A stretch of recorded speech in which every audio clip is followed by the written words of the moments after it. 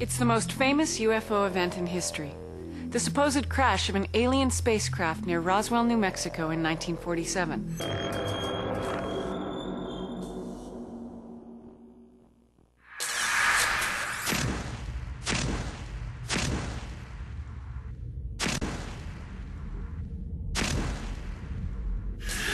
The specimen belongs to Dr. Roger Lear, a California podiatrist and UFO researcher.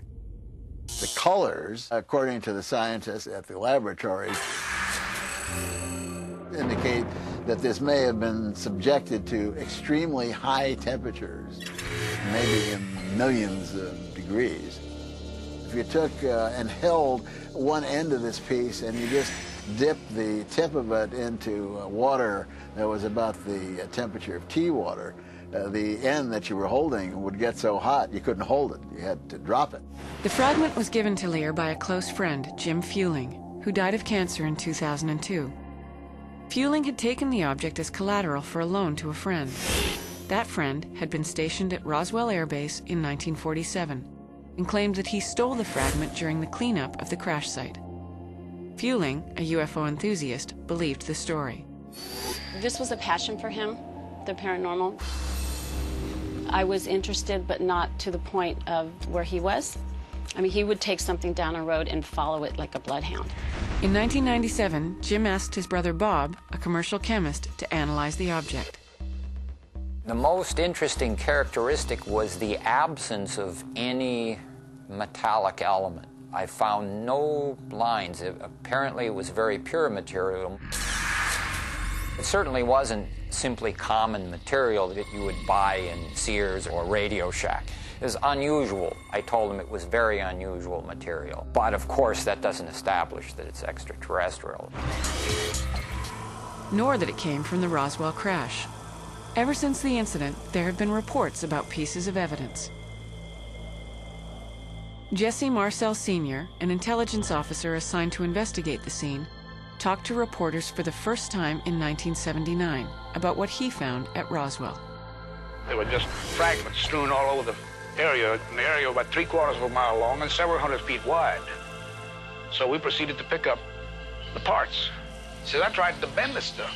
He says, it will not bend. One thing I was certain of, being familiar with all air activities, that it was not a weather balloon, nor an aircraft, nor a missile. It was something else, which we didn't know what it was. Marcel's son, Jesse Jr., was 11 years old when his father showed him pieces of the Roswell wreckage. He had spread some debris on the kitchen floor. And he says, you know, this is something, I think he said flying saucer. I think this is part of a flying saucer or words to that effect. And I myself was not quite sure what the word flying saucer meant, but I sure found out later. So we kind of plowed through the debris and just mounds of foil-like debris, some black plastic. I thought bakelite debris at the time, fractured like a phonograph record. Following orders, Jesse Sr. took the debris to a facility in Fort Worth, Texas. When he returned, his mood had changed dramatically. He told us not to talk about this when he came back from Fort Worth. He said, you know, this is a non-event, didn't happen, forget about it, so act like it never happened. Jesse Marcel Jr. has examined Roger Lear's sample on 2 occasions. He finds it very similar to some of the alleged Roswell debris his father showed him in 1947. There's a reflective surface on one side and a dull surface on the other.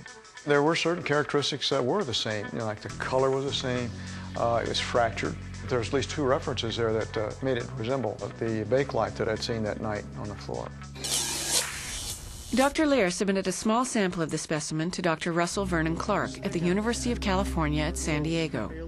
He used electron spectroscopy testing, a process which would establish the elemental and molecular structure of the material. 99.9% of the substance turned out to be silicon, but the silicon in the sample contained ratios of isotopes considered out of the ordinary.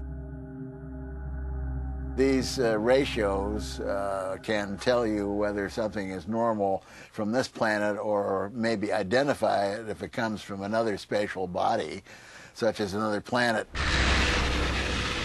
When the laboratory looked at the silicone, that they found that the ratios were not only non-terrestrial, not from this Earth, in nature, but they were so far out that it would be almost impossible to even put this thing together. Another laboratory that he sent it to indicated that the object was manufactured. It had a surface on it that looked like it had been machined. The tiny percentage of the material that was not silicon also showed signs of abnormal isotopic ratios. 3 other labs received the same sample for testing. And the results were conclusive that this piece was, number one, manufactured and contained elements that were non-terrestrial. The test results confirmed for Jesse Marcel Jr. the instinct he'd felt for 50 years. I've been pretty sure that this was not of human manufacture, based on my gut feeling and the fact that the material is totally different. You know, I'm an aircraft examiner, and I've seen a lot of wrecked aircraft.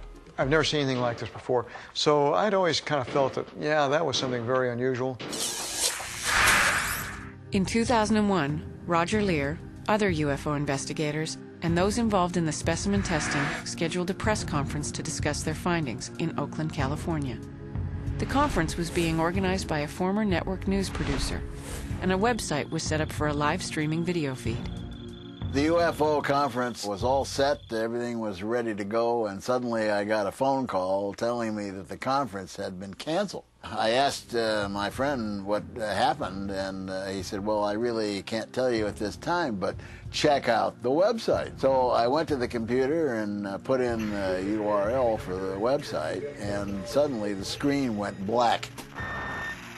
UFO investigator Jason Martell had designed and set up the conference website. I'm freaking out because it's all gone. I'm trying to access the FTP server. I'm trying to look at the logs and see where the data is, and it's literally not there because our server was physically unplugged and moved. They said it was scheduled for service for a RAM upgrade.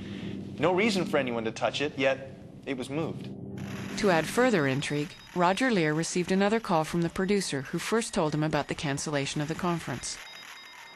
Early that morning, 2 gentlemen in suits with proper identification came into his office and asked him to please accompany them. And they took him and put him in a van, drove him around the San Francisco Bay Area for 11 hours, and told him there is no UFO International press conference. Could there have been a conspiracy to prevent new Roswell test results from being publicized? There's no way to know, but the conference never occurred. More significantly, those who have had anything to do with the specimen have, coincidentally or not, been subjected to difficult, if not tragic, circumstances. Most people that have been involved with this specimen are dead. The original owner, dead from supposed motorcycle accident. The second owner, dead. The scientist that did a major part of the work strangely dies of 2 forms of leukemia. The television producer involved remains frightened. Based on the past history of what's happened, I'm extremely concerned about the object being in my possession.